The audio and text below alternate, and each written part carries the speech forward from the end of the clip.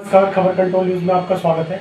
आज हम करावल नगर विधानसभा से भारतीय जनता पार्टी के मंडल महामंत्री लक्ष्मण सिंह डबोला जी से क्षेत्रीय मुद्दों पर सीधी बात करेंगे। डबोला जी, खबर कंट्रोल न्यूज़ में आपका स्वागत है सर। जी नमस्कार। सबसे पहले जान लेंगे सर, जो चंद्रयान की जो सफलता वैज्ञानिकों को मिली है सर, इसका श्रेय आप किसे देंगे, वैज्ञानिकों या केंद्र सरकार को सर?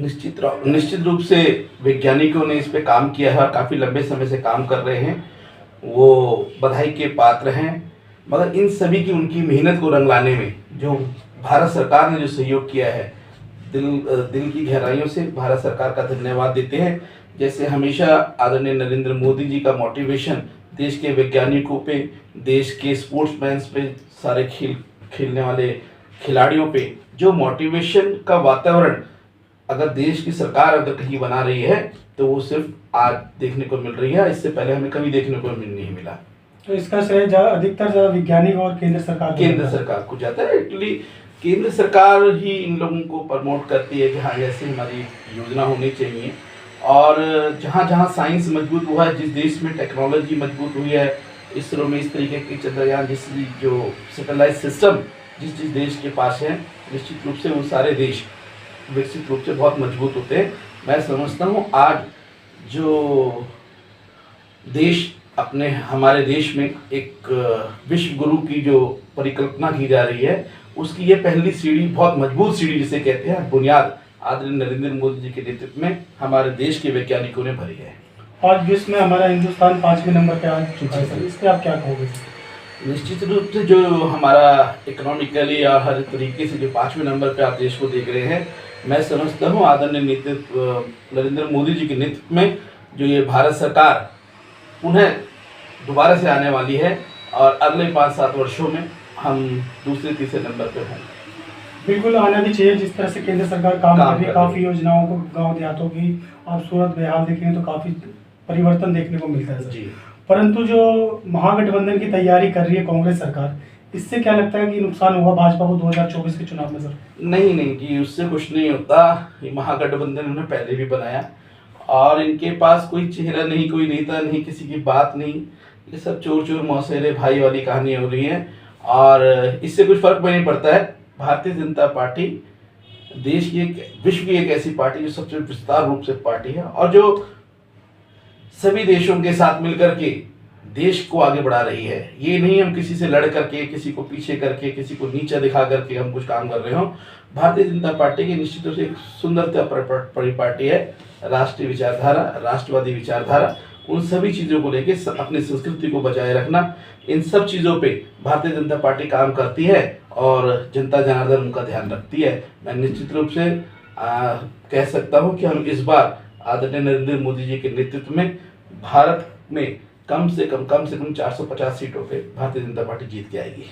अगर sir Bharatiya Janata party 400 plus सीटें अगर जीत जाती तो भारतवर्ष में और क्या क्या परिवर्तन देखने को मिलेगा सर हम लोगों को? निश्चित रूप से जो देश के विकास के लिए बात होगा, जो देश की जनता के विकास के लिए बात होगा, सबका साथ, सबका विकास, सबका विश्वास जैसी बातों पे जो पार्टी काम कर रही है, निश्चित रूप से हर रूप में, हर श्रेय में संकट काम मजबूत होगा जी।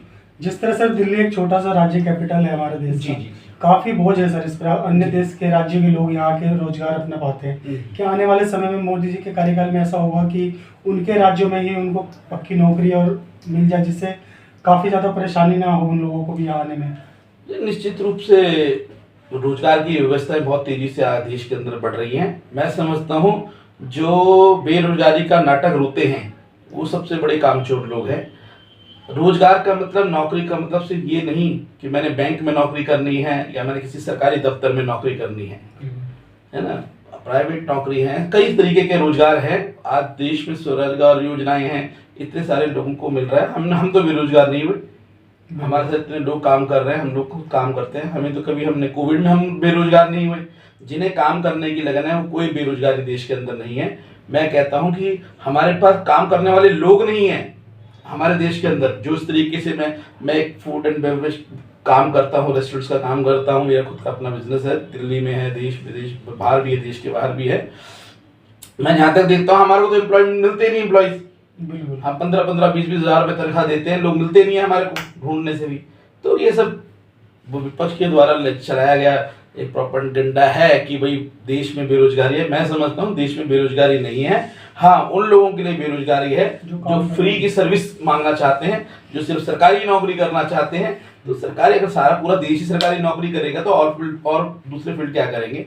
निश्चित रूप से मैं बहुत सेटिस्फाई हूँ, मैं नहीं, मेरा पूरा परिवार, मेरे सारे, जहाँ तक मैं जान पहचान जितने लोगों को जानता हूँ, they are all very happy with केंद्र की सरकार के साथ। सर आपसे जाने G20 का आयोजन किया जाएगा 8, 9, 10 को लॉकडाउन दिल्ली के अंदर लगेगा सर, तो इससे क्या लगता है कि जो विदेश से लोग यहाँ पे आएंगे हिंदुस्तान के अंदर, कितना नाम हमारे देश का और बढ़ेगा? आप निश्चित रूप से देखिए, जो 9 तारीख 10 तारीख को जो हमारे यहाँ G20 ये सम्मेलन होने वाला है, ये एक बहुत बड़ा प्राउड की बात है। बिल्कुल।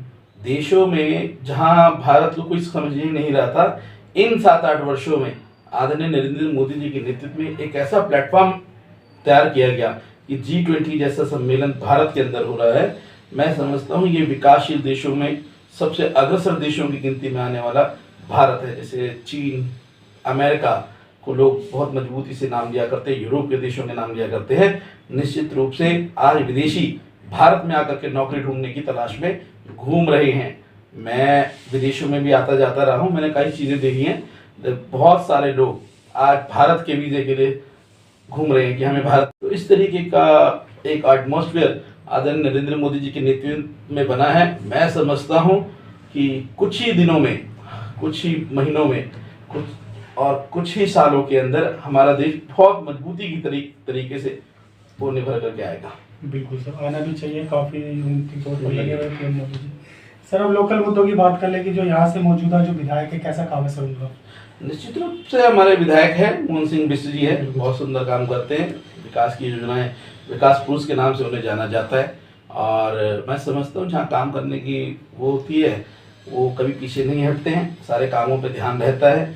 मगर जो दिल्ली में सरकार बैठी है, वो इन 8 विधायकों को, जो हमारे भाजपा के विधायक हैं, इन लोगों को फंड रिलीज नहीं करती है। कितना सौतेलापन इन लोगों के साथ किया जाता है। बड़े दुर्भाग्य की बात है कि अरविंद केजरीवाल जी इन लोगों को सपोर्ट नहीं करते हैं।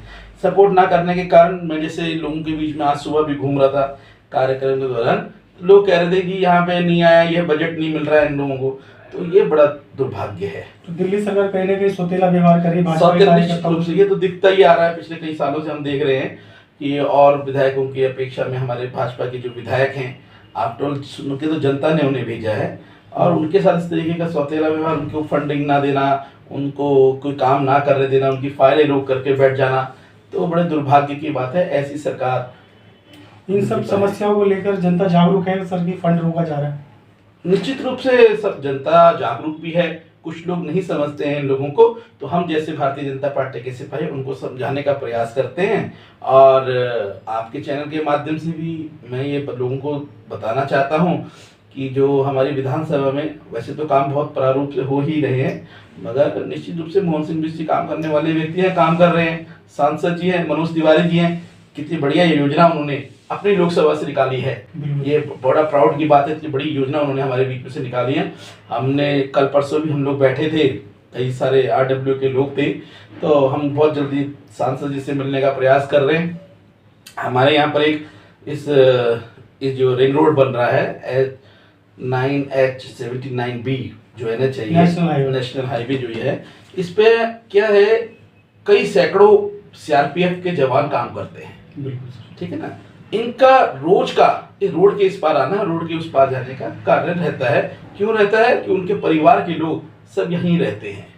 हमारी इस कॉलोनी में करीब 4 स्कूल हैं जो कनेक्ट होते हैं इसी रोड को क्रॉस करने के लिए, ये जो हाईवे जा रहा है। और काफ़ी सारे स्कूल हैं, इसमें 4 स्कूल हैं। माँ Saraswati public new convent school है, अपना नवीन पब्लिक स्कूल है, अपना जोगिंद्रा पब्लिक स्कूल है, इवन डेविड पब्लिक स्कूल है, सेकेंडरी स्कूल है। काफ़ी सैकड़ों की, हज़ारों बच्चों की तादाद में रोज इस रोड को पार करने आने जाने का काम रहता है। और नेचुरली ये सब जूनियर स्कूल हैं, छोटे छोटे बच्चे हैं, मगर उन लोगों के लिए कोई क्रॉसिंग वे नहीं दिया जा रहा है कि कैसे होगा। ये एक अंडर पास होना चाहिए था कि उनके रिक्शे मुड़ करके आ जाएं यहाँ पर, कोई एक अंडर पास ऐसा होना चाहिए, उनकी जो वैन आती है वो आराम से इन गलियों में आ जाए। तो वो योजना इस योजना के अंदर नहीं दिखाई दे रही है, तो हम इस संदर्भ में प्रयास कर रहे हैं। अपनी बात को सांसद जी तक ले जाने के लिए तो आप लोगों की मांग है कि यहाँ पर अंडरपास हो एक अंडरपास होना चाहिए जी। और एक पैदल पद यात्रा चाहिए। हाँ, पैदल पद यात्रा का वो तो बनने का ही है बिल्कुल। ना, वो होना चाहिए, अदरवाइज यहाँ पे लोग घर से बाहर कैसे निकलेंगे। कोई पार्क और हाँ, यहाँ पे डस्टिंग की भी बहुत ज्यादा प्रॉब्लम है। जो कंस्ट्रक्शन साइट है, जो भी इसका ठेकेदार है, वो लोग यहाँ के लोगों को इंसान नहीं समझ रहे हैं। जिस तरीके का मैं वातावरण यहाँ पर देख रहा हूँ, जैसे डस्ट इतनी ज्यादा उड़ रही है, ऐसी है। ऑन रोड पर लोग आना जाना कर रहे हैं, ऊपर लोहे का काम हो रहा है, कोई सुरक्षा की व्यवस्था नहीं है। कोई अगर बाई चांस कोई चीज नीचे गिर जाए तो क्या होगा, उसकी जिम्मेदारी कौन लेगा। ना जाने कौन इस चीज को ऑपरेट कर रहा है, किस तरीके की व्यवस्था है, ये गलत है। बहुत बहुत धन्यवाद सर। आप 24 के लिए क्या संदेश देना चाहेंगे जनता को? निश्चित रूप से मैं सभी समस्त क्षेत्रवासियों को, अपने पूरे दिल्ली वासियों को, रक्षाबंधन आ रहा है सर, इस हाँ, को सभी पर्वों की, रक्षाबंधन की, श्री कृष्ण जन्माष्टमी की शुभकामनाओं के साथ G20 की बहुत बहुत बधाई देता हूँ। जो भारत में G20 का सम्मेलन हो रहा है वो दिल्ली में हो रहा है और हम सब लोग दिल्ली वासी हैं, तो एक ये बहुत बड़ा सम्मेलन हमारे दिल्ली को मिला है। मैं उसके लिए देश की सरकार को बहुत बहुत बधाई देता हूँ और सभी क्षेत्रवासियों को भी बहुत बहुत बधाई देता हूँ। बहुत बहुत धन्यवाद लक्ष्मण जी, आपने समय निकाल के हमसे बात की सर, शुक्रिया, धन्यवाद आपका सर।